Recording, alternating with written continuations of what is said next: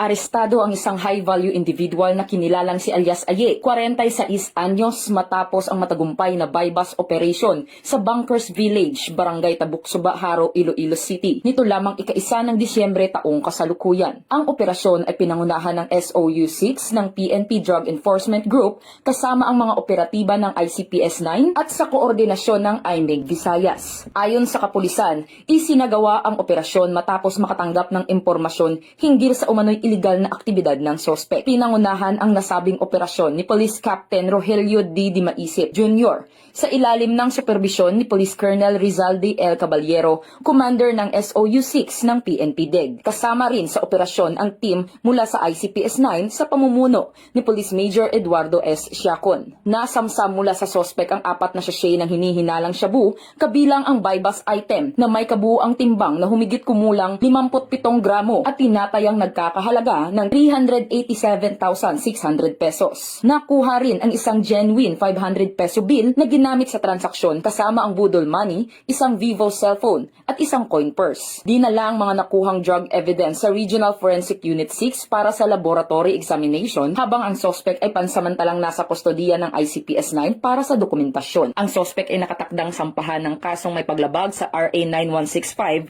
o ang Comprehensive Dangerous Drugs Act of 2002. Sa kabuuan, iginiit ng PNP Drug Enforcement Group na patuloy nilang pinapaigting ang kampanya kontra iligal na droga upang mapanatili ang kapayapaan at seguridad sa rehiyon. Isang hakbang na muling nagpapakita ng kanilang matibay na paninindigan para sa kaligtasan ng publiko. Bagong PNP para sa bagong Pilipinas. Serbisyong mabilis, tapat at nararamdaman. Mula rito sa Western Visayas, ako ang inyong PNN Correspondent Patrolwoman Justin May Halyores. Alagad ng batas, tagataguyod ng balitang pulis.